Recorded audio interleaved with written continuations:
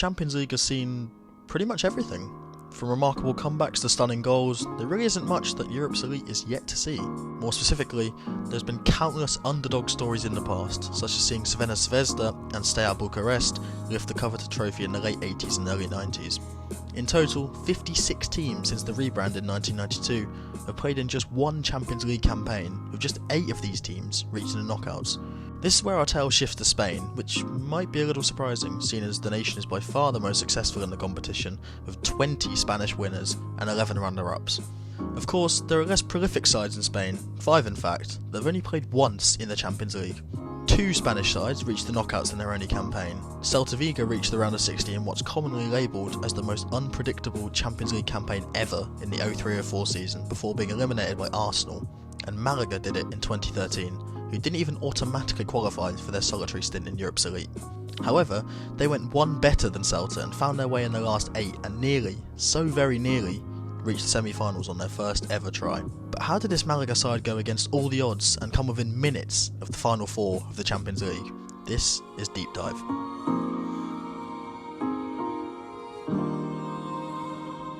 To really grasp how unexpected this Champions League qualification was, we need to head back a few years to 2010, where Malaga were really struggling to even stay in the top flight. On matchday 38 of the 09-10 season, Malaga were amongst 5 teams that had the chance to be relegated dependent on final day results, with themselves sat on 36 points alongside Valladolid, Racing Santander and Tenerife. Los Boquerones had it hardest as well, facing Los Blancos in the last game of the season. However, luckily their goal difference was by far the best of the 5 teams at risk, so any result would surely secure survival. And it turned out, a point did do the job. A 1-1 draw secured Malaga's place in next season's Primera Division, just. A much better performance was needed for the following season, so new owner Abdullah bin Nasser Al Thani recruited Chilean manager Manuel Pellegrini for the upcoming campaign. Pellegrini himself then added reinforcements to the side, most notably being Martin Demichelis and Julio Baptiste, ahead of the 2010-11 season that simply had to be better to avoid the drop. Luckily for them, it was. Despite having the second worst home record in the following season, they ended up having the 6th best away record, earning a mid-table finish with 46 points. And Malaga got better, much better. Pellegrini further added some serious talent to the squad, the standouts being veteran Ruud van Nistelrooy, Jeremy Toulalan, and a 26-year-old Santi Cazorla in what was and still is the club's record signing at €21 million. A side who scraped survival just 2 seasons prior were flowing. For the first time in the club's history, Malaga managed to miraculously qualify for the following season's Champions League, with 17 regular season wins and 7 draws being enough to beat out chasing Atletico Madrid and Levante to 4th place. However, due to the coefficient rankings at the time, 4th place in Spain did not automatically qualify a team for the group stage of the Champions League. Instead, Malaga were forced to play one qualification round, the playoff round, in order to reach the group stage. The eventual opponents of Malaga would be Greek outfit Panathinaikos, who advanced to the playoff round with a 5-0 aggregate thumping of Scottish side Motherwell.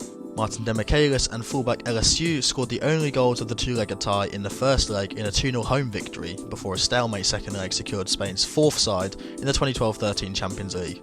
Malaga were drawn into Group C alongside Italian giants AC Milan and reigning Belgian and Russian champions Anderlecht and Zenit St. Petersburg. However, going into this first campaign at the peak of European competition, Malaga had lost some of its key talent. Record signing Santi Cazorla was sold to Arsenal for around €19 million. The club's top scorer for the previous 2 seasons, Salomon Rondon, was sold to Rubin Kazan for €10 million. Ruud van Nistelrooy retired, whilst current Chelsea boss Enzo Maresca, long-serving midfielder Aponio, and Dutch defender Matthijssen also left the club. And they didn't really strengthen their losses, with their only noteworthy signing for the upcoming seasons being Roque Santa Cruz, who joined the side on loan for the season before signing permanently at the end. So, a much weakened squad with not many reinforcements heading into their first Champions League campaign, Malaga really needed players to step up. The first game of Group C came against Zenit at Estadio La Rosaleda, a huge chance to get 3 points on the board against what was said as one of the group's weaker sides. Remember how I said Malaga needed players to step up?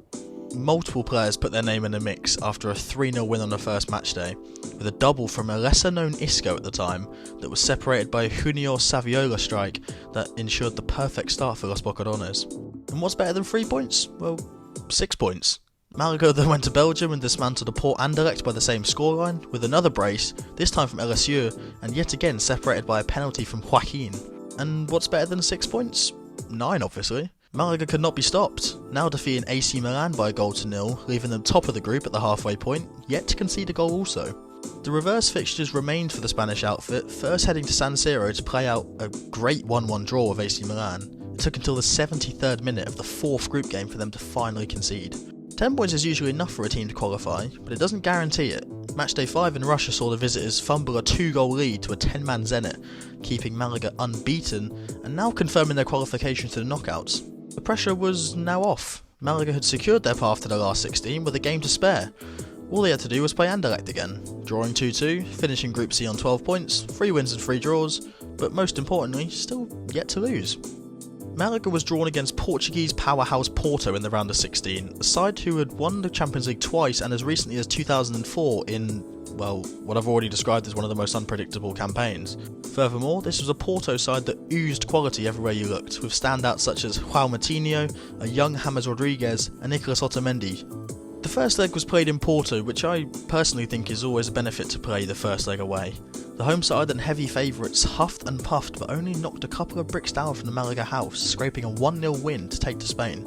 A big performance was needed. Despite being the home side for the second leg, Porto was still favourites to advance quite comfortably. Malaga needed their best. And boy, did they deliver. It was looking like a goalless first half for the majority until up stepped Isco yet again. The then 20-year-old scored a stunning whipped strike into the top left corner to level up the tie, with seemingly all to play for in the second half. With 13 minutes to play in regular time, Isco turned provider when he whipped in a corner from the right hand side that found the head of Roque Santa Cruz, who flicked home past Elton in the Porto net to give Malaga their first lead of the tie. The home side held on to their 1-goal aggregate lead to win the tie 2-1 over both legs to give them their first ever trip to the Champions League quarter-final, in their first ever Champions League. Malaga would play the winners of the matchup between German side Borussia Dortmund and Ukrainian side Shakhtar. The German side prevailed 5-2 thanks to a 3-0 second leg home win, meaning they would meet the first timers in the last 8. The Spaniards got to play the first leg at home in front of their fans, who must have been shocked to see their team so deep in the competition. The first 90 minutes, well, the less said about the better. 0-0, not many clear-cut chances, which was awfully surprising when you had such attacking quality in both sides, such as Isco, Royce, Goetze, and Lewandowski was also kept quiet. Most of Malaga's away games in the Champions League have consisted of them holding on for draws, and the idea of this looming when away goals still meant something, please bring back away goals UEFA, only motivated Malaga to somehow reach the semi-finals of the Champions League with a real possibility to do so. And the second 90 minutes couldn't have started much better when Joaquin chopped inside on the edge of the box and fired into the bottom right corner, beating veteran Romain Weidenfeller to establish a shock lead for the Spanish visitors. Now Dortmund were really up against it because, like I've already mentioned, they now needed to score twice due to Malaga's away goal. What they needed was some magic from somewhere, so why not get the wonder kid to step up to the plate? Mario Goetze was the true architect for Dortmund's equaliser just before the break, with a sumptuous back heel that allowed Lewandowski to take it around Willy Caballero and slot into an empty net.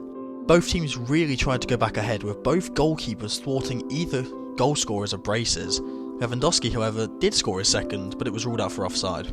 Caballero was called into action yet again, making 2 fantastic saves to deny Marco Reus and Mario Goetze of putting Dortmund ahead for the first time in the tie. Then, the unthinkable. Isco broke away with 8 minutes of regular time and slotted an inch-perfect pass through to about 10 minutes to play. Surely a spot in the last 4 awaited them. But now from one unthinkable to another. Dortmund kept launching balls into the box until one found Subotic, who laid it across to Felipe Santana to surely tap home for the equaliser. However, Jesus Gomez made an unbelievable challenge on the line, but it wasn't enough as the ball fell to Marco Reus, who had an empty net to level on the night. This still wasn't enough for Dortmund though, as Malaga's 2 away goals still gave them the narrow advantage. Time to throw the kitchen sink at it. 90 plus 3. Not even 2 minutes after the equaliser, Lewandowski slung another ball into the box, which kindly fell to Reus again. He tried to fizz it across the box, which was ultimately blocked on the line for Vitorino Antunes. Before the ball Malaga had let it slip, they forced Dortmund to score 2 goals in less than 5 minutes. And they did. And just like that, this Vaxgelben train rode on, while Los Bocodones came crashing out. But despite the way they were eliminated, it was a campaign to remember for Malaga, their first season in the big time, and they nearly made the last 4. And today, this is still their only season in the big time, with them being excluded from the Europa League the following year, before rapidly declining as a force to be reckoned with, to now a side that cannot even get back into the top flight, dropping as far as the 3rd tier. The current situation is similar to that of Deportivo de la Coruña, another former Spanish powerhouse that plummeted as far as the 3rd tier before settling in the 2nd tier of Spanish football. A side who struggled to even stay in the top flight, who through a takeover, smart business and the emergence of future stars, found their way to the top of European football and nearly reached Final Four. The rapid rise and subsequent rapid decline of Malaga is not one to be forgotten.